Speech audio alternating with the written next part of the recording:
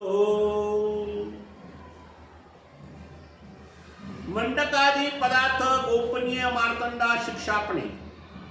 मंडकादी म्हणजे मंडप आणि गोपनीय गोपनीय असे काही पदार्थ वस्तू मार्तंडाला सांगितलं की कुणाला सांगू नका, ज्या काही गोष्टी तुम्ही पाहताल ऐकताल, म्हणून ते मार्तंडाला सांगितलं। पण मार्तंडाने काय केलं ते सर्व सांगत बसला, म्हणून त्याने काय केलं, देवाने आपली त्याला शिक्षापणे केली, म्हणजे त्याला शिक्षा दिली, त्याला देव रागवले। आता काय सांगतात पाहू।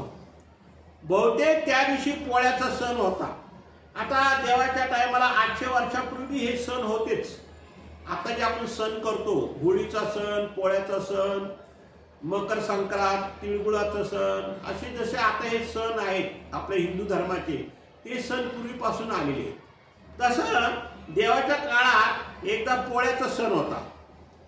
घरोघरी पोळ्या, मांड्या, पुऱ्या, घाऱ्या असे पक्वान्ने केले होते। आता ह्या सणासुदीला काय करतात, मांडे, पुऱ्या, घाऱ्या, पक्वान्न असे अनेक पदार्थ केले जातात।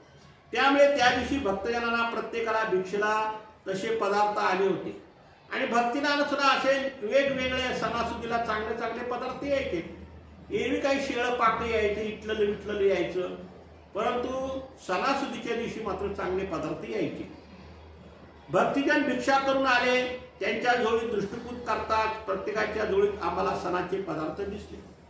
आता बरेच भक्तिजन पदार्थाला भिक्षेला जायचे, मार्तंडही भिक्षेला जायचा।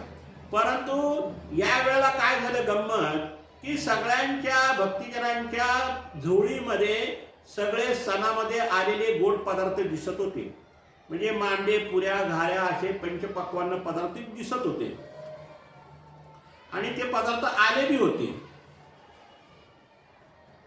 भक्तिजन भिक्षा करून आले, त्यांच्या झोळ्यात दृष्टिपूत करतात, प्रत्येकाच्या झोळीत आम्हाला सणाचे पदार्थ दिसले। स्वामी प्रत्येकाच्या झोळीत दृष्टपूत करायचे।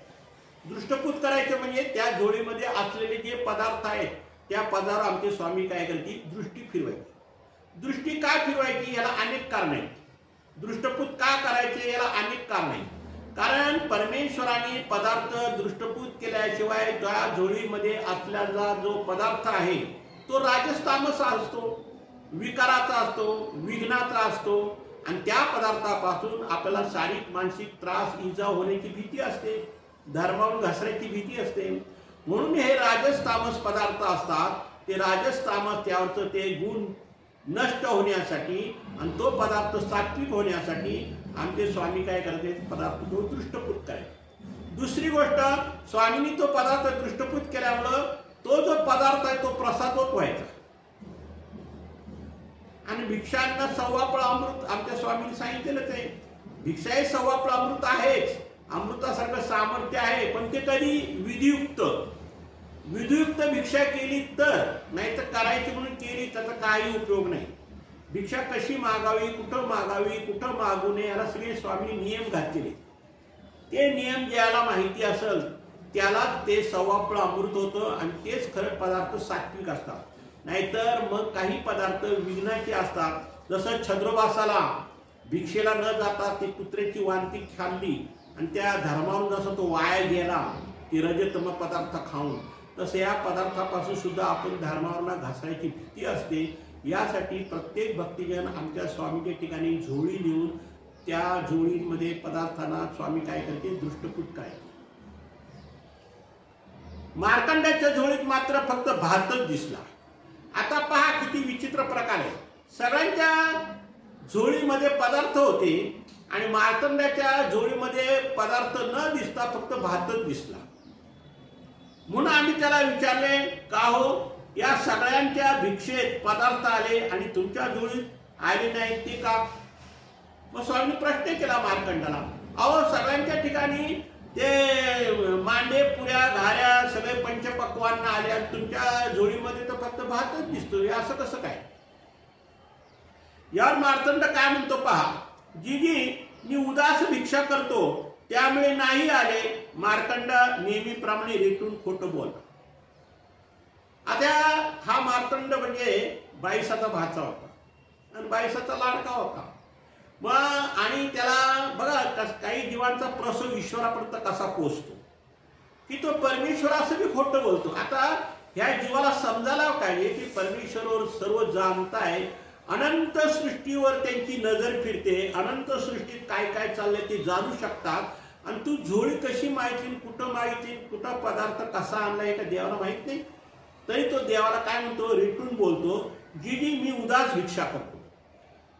आता उदास भिक्षा कशाला मानावं हेही त्याला माहित नाही, पण त्यांनी एक शब्द ऐकला होता की उदास. आणि काय म्हणतो परत की म्हणे ते उदास भिक्षा करतो, त्यामुळे मला पंचपक्वान्न पदार्थ आले नाही, असं तो नेहमीप्रमाणे स्वामीजवळ रेटून खोटं बोलला. देव का म्हणतात, अरे तू संन्यासी वेश धारण करून तुझ्या पाटावर बसून भिक्षा घेतो, मग तुला पदार्थ काय येणार नाही. देवाला माहिती होतं की भिक्षेला जाताना हा प्रत्येकाच्या घरी भिक्षा मागायला जायचं म्हणला. आता भिक्षाही कशी असते, दाराच्या उंबरठ्याच्या बाहेर उभं राहून भिक्षा मागावी लागते. तू खुशाल घरात जातो, पाटावर बसतो आणि भिक्षा मागतो, ही काय भिक्षाविधी आहे का? त्याला भिक्षाविधी म्हणत नाही. आणि अशा भिक्षाविधीमुळं आपल्याला काय होते, विघ्न येतात. तर देव म्हणतात तू पाटावर पिढ्यावर जाऊन बसतो, भिक्षा मागतो, याला काय उदास भिक्षा म्हणतात का रे? उदास भिक्षा कशाला म्हणतात हे तरी तुला माहिती आहे का? किती बोलतो, रेटून खोटं बोलतो. तू लोकमान्य संन्यासी वेशात दंभपूर्वक भिक्षा करतोस, मग तुझी भिक्षा उदास कशी का असते? लोकमान्य म्हणजे तुला मान मान्यता मिळावी, लोकांनी मान्यता द्यावी म्हणून पाटावर जाऊन बघतो, संन्यासी वेशामध्ये राहतो आणि दंभपूर्वक भिक्षा करतोस. तुझ्या मनात कशाची भय भीती नाही की कोणत्या भिक्षेमुळे आपल्याला विघ्न येईल, कोणती भिक्षा कशी मागावी, भिक्षेचा विधी कसा आहे हे तुला काही ज्ञान नाही.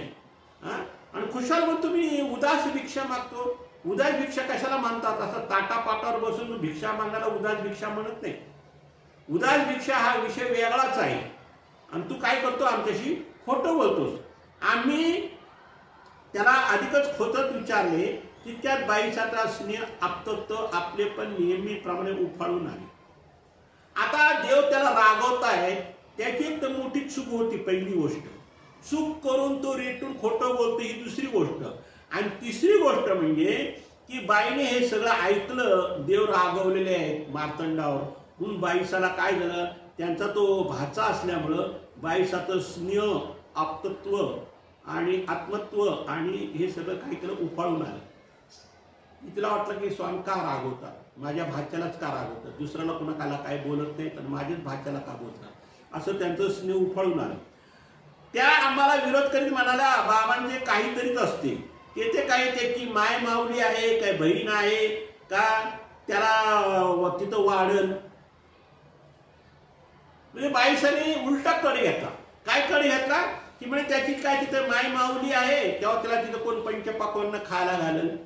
पहा, म्हणजे देव त्याला एवढं रागवून किंवा समजून सांगताय आणि बाईसाने त्याचा यथार्थ उलटा केला की ती काय म्हणते, त्याची काय तिथे काय माय माऊली आहे, काही बहीण आहे, काही आई वडील आहे, कोण आहे त्या बिचाराला?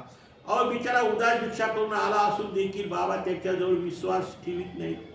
आणि त्याने